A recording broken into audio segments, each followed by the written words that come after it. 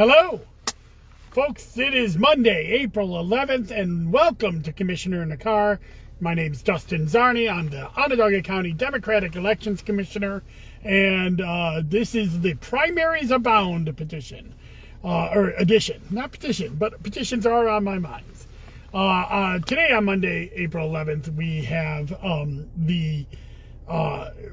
we have now set our races. Barring any objections that will throw people off the ballot for the June primary. And let me talk about that for a second. So last week, April 7th, was the filing deadline. And we actually had until today for petitions to be delivered via mail to either the State Board of Elections or the Onondaga County Board of Elections for offices that are running on statewide or local races. So, as of this moment, and I'm still waiting to get the petitions the petition list from State Board for today. But as of this moment, in the June primary, we will have Republican and Democratic primaries for governor, Republican and Democratic primaries for lieutenant governor. We will have Republican and Democratic primaries for New York 22, which is all of Onondaga County. There is also a Democratic primary for United States Senate. And then also a rumor, and I only report this as a rumor, and please, I will confirm this in my next Zoom with Zarni on Friday. But we have been told that there will be a conservative primary for the 52nd state Senate seat. We still don't know about that because we've been told that those petitions were mailed to Albany, but I have not seen confirmation that they have been received yet. But the state has not sent out their filing list. That usually comes around 6:30, 8 o'clock. So check my social feeds later on today, and I will let you know exactly all the primaries that we are slated to have. So all of those races will have primaries. However, the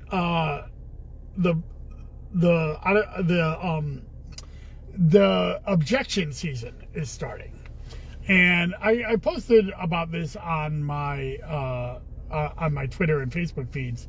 But general objections are being filed right now. What are general objections? These are objections that are filed at the boards of elections saying, that petition that I'm objecting to, we're not sure. It's kind of, we're looking into it. We want 6 more days to prepare what are called specific objections.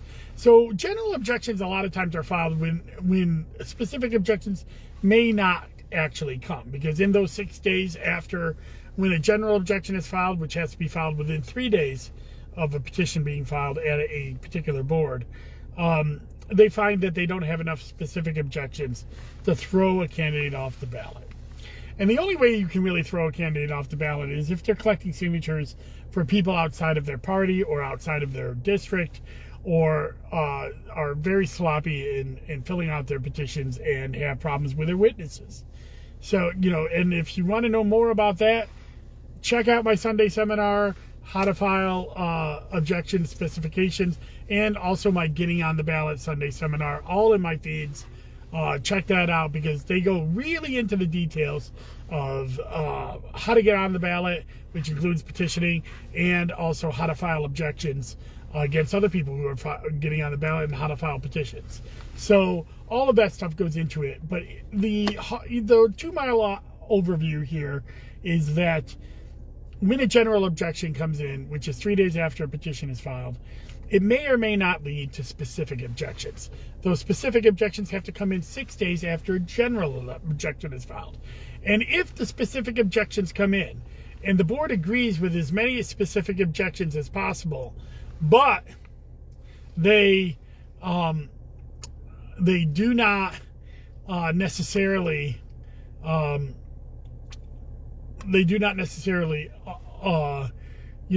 get under the statutory minimum for their petitions, they'll stay on the ballot. But if they do get under the statutory minimum, which means that the Board of Elections has thrown off so many petitions that they have less than the required valid signatures, then they are no longer on the ballot for the primary or general election. So it is, it's a lot of intense work over the next few weeks. As of this moment, I have no specific objections for the local races, but there's a couple of general objections for some of the smaller races in our office. And in the New York State Board of Elections, they only have general objections in. Whether those objections turn to specifics is what we're going to find out between now and next Monday. So next Monday, for my commissioner and car, will be all about the objections that we have received and are ready to be processed both at the Onondaga County Board, and I'll try to do something on the New York State Board as well. But of course, watch my Facebook and Twitter feeds. So once we get those specific objections in, then we can rule on them. There's usually a hearing, and then if we throw somebody off the ballot, they can go to court to challenge our decision. Also, people may bypass the objection process and go straight to court to throw somebody off the ballot. They have 2 weeks from last Thursday to file court paperwork. So all of this stuff is happening in the next 2 weeks. But while that's happening, we are going to determine, we're going to, start getting ready to get ready for our absentee ballots. And we got to start getting our ballots read. We won't have an official ballot till May 5th, which means we won't have sample ballots until after that as well. Because on May 4th, the State Board of Elections meets and certifies the statewide and cross-county races that run over the county lines. We need that certification to be able to make our local ballots. Local ballots are made at the Onondaga County Board of Elections for our county, but they're made based on the certifications from the state board. So we will not be able to start even printing ballots or getting ready to send them out to our printer for absentees until May 5th. And speaking of absentees, later this week I'll have a Zoom with Zarni with Dr. Mara Sutman, the What Voting Means podcast. But next week on the 22nd, I will be, actually it will be done on the 24th. I'll be doing another Sunday seminar in lieu of my weekly interview. And it will be all about the new petition process, absentee ballot process here in New York and at Onondaga County. I believe by April 24th, I'll have enough answers to do that. But there has been a lot of changes, even as much as last week with the budget. So let's talk about that. The New York State budget was passed on Friday or Saturday morning, I believe it was. I think the Assembly ended up passing it sometime around 9 a.m. On Saturday morning. I was very happy with a lot of things in the budget. There's one big thing to do with absentees that I'm very happy with, and that is they will now have pre-postage paid for absentees. They will be returned to us with postage pay. That's a great thing. Now, this starts July 1st, which means it won't be in effect for the primary election. It will only be in effect for the general election, but it will be in effect in perpetuity beyond that. So, postage paid return mail for absentee applications and for Board of Election for absentees. Really big thing. That means that you no longer will have to go to the store to get a stamp. It's not a poll tax on people that are of poorer income that may not be able to afford it, but also the convenience of this. Think about it. Now when you get an absentee ballot in your house, you never even have to leave your house. You just have to fill it out, sign it, seal it, put it in your postal office for your postman to bring it back to us. You never have to go out and find a stamp, and I think that's going to be even bigger thing for election or for people that don't have, to schedule into their day going out and buying stamps and that kind of stuff to be able to vote, and they don't have to do anything other than filling out a ballot, putting it back in the mail to us. That's going to be a big thing. That was not only mandated but it's going to be paid for out of the New York State budget, and it will be done in perpetuity. Further, there was a polling place change for college campuses. Now, this is only for Election Day, and again, it's only for the general election this year, but going forward, any college campus with over 300 active registered voters has to have a polling place on campus. We actually already do that in Onondaga County, so it's not a big change for us. We added Lemoyne College as a polling place for the general election this year and the primary, and that is also goes along with SU and of course OCC. They all have election day polling places. So this is a big change for other communities. It's a good change. Any college that has over 300 people that live and have a 300 active registered voters on their college campus properties, they will have a polling place for Election Day.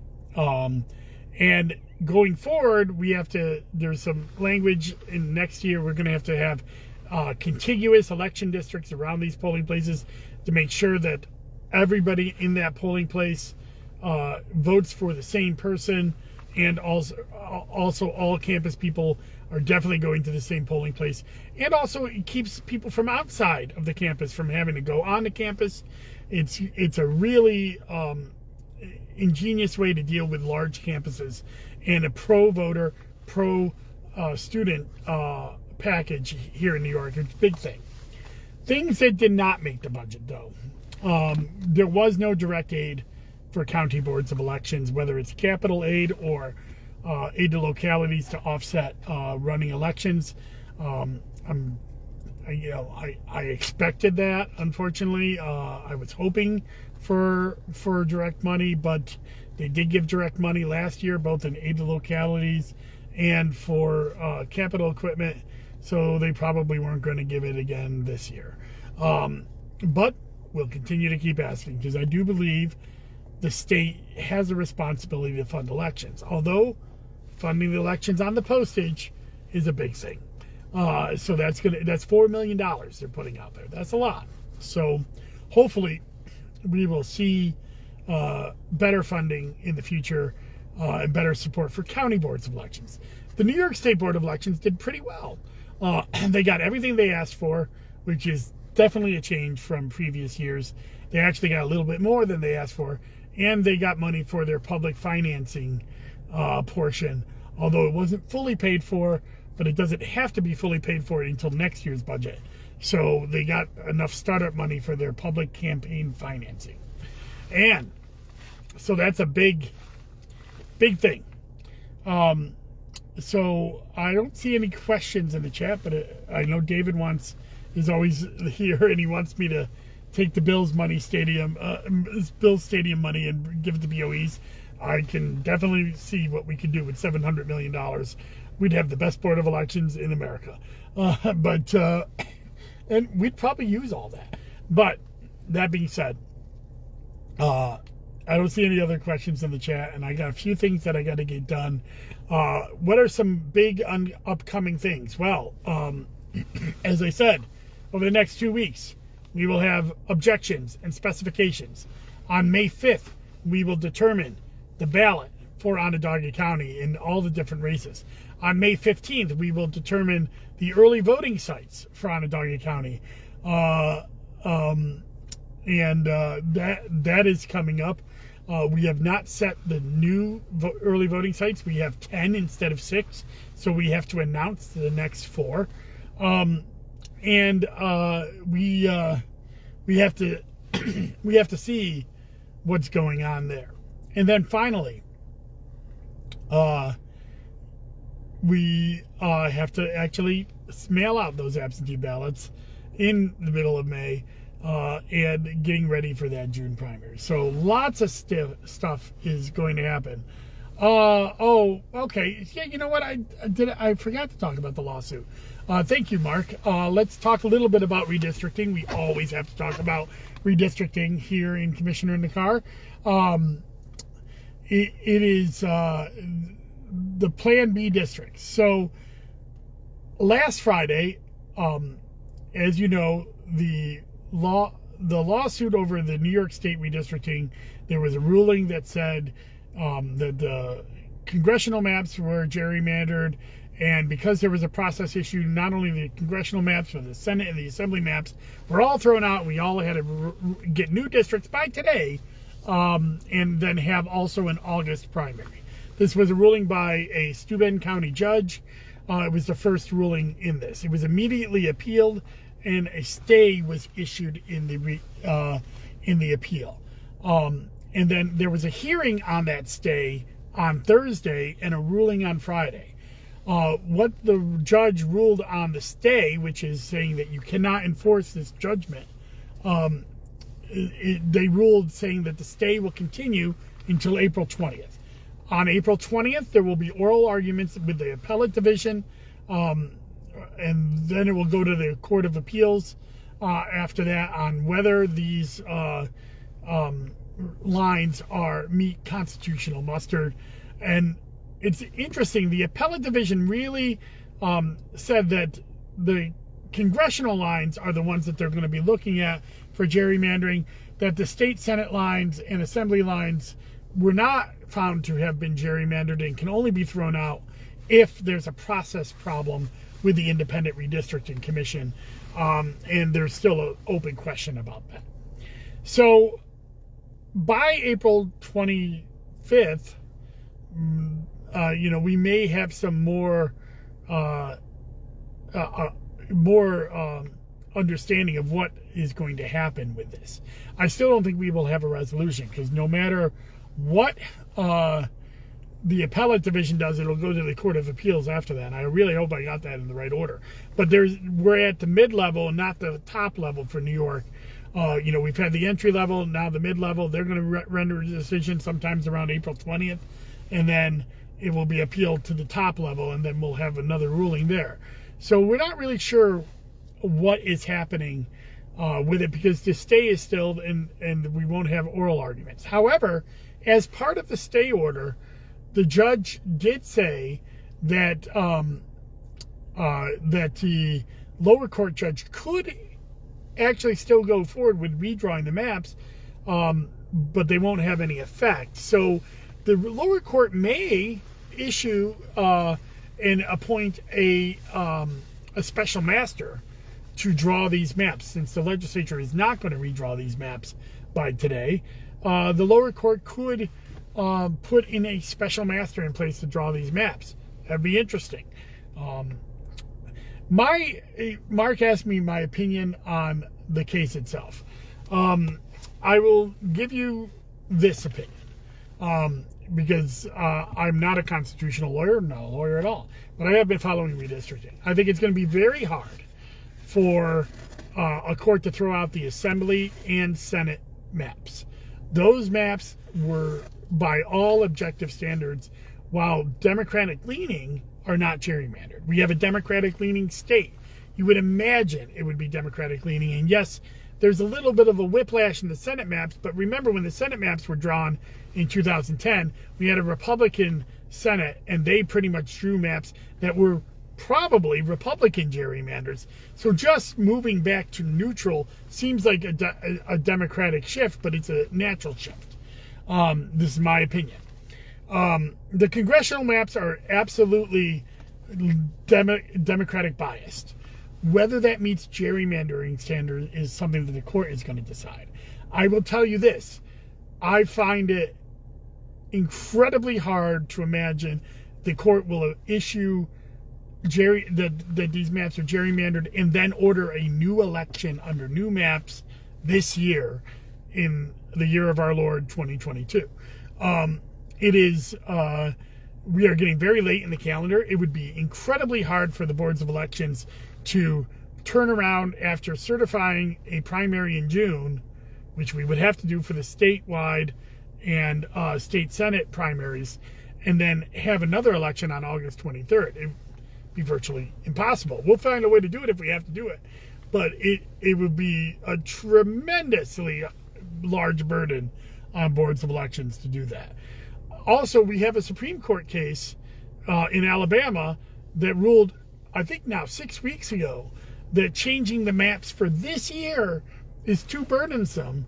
And so thus, the maps that were in place that were ruled unconstitutional in Alabama are going to stay in place until 2 years from now. So I think it's about 50-50 whether they throw out the congressional maps on gerrymandering, and I only say that because I don't have a real good opinion about that, so I'm going to cut the baby down the middle there.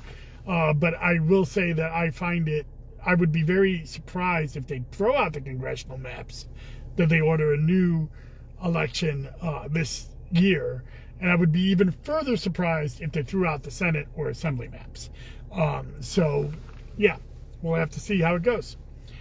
And David, you asked about whether the pay hike for inspectors in the Senate, it didn't die in the Senate. It was passed in the Senate, or it's going to be passed in the Senate. It has not passed the Assembly. It was not part of the budget. So there is a bill that is going to increase inspector pay to $300. Right now in New York, it differs by county to county, and in Onondaga County, we pay inspectors about $210, which is equal to minimum wage in New York, because that's all our county will pay for. So there is a bill in the state Senate that will mandate the county pay $300. We'll have to see where that goes. I don't know. It didn't get passed in the budget. The Senate the legislature is out of session until April 25th. They come back to session on April 25th, and they have till June 11th to pass more bills. They will have time to do it. Will they get it done? That I don't know. And will it be effective this year? That I also don't know. So we'll see. So I think that's about it. I got a couple of appointments later today, so I got to run. But I'm looking forward to even more stuff going on here at the Board of Elections over this week, and getting more clarity on our primary ballot by this time next week. And again, check out my feeds. The next Syracuse redistricting hearings are on April 24th and April 28th at Corcoran and Nottingham High School, respectively. Please go to those. Please share your opinion on what you want your district to look like. And stay tuned to my social media feed. This Wednesday, I will have my Wonky Wednesday for District 4 for Syracuse, City of Syracuse. And on Friday, I will be having an interview drop with Dr. Mara Sutman of the What Voting Means to Me podcast. By the way, my episode of that on her podcast is up right now. Please check it out in my feeds. Or go to Spotify or any other app, What Voting Means to Me. I really enjoyed that podcast, and I really think you get a good idea of my personal philosophy of how I conduct myself as commissioner, if you care about that. But I was so happy with it, and I'm so glad that podcast exists, because I've listened to all their other episodes, and it's wonderful insight into election administrators out there. So check it out. Thank you very much, and enjoy the rest of your day. Bye-bye.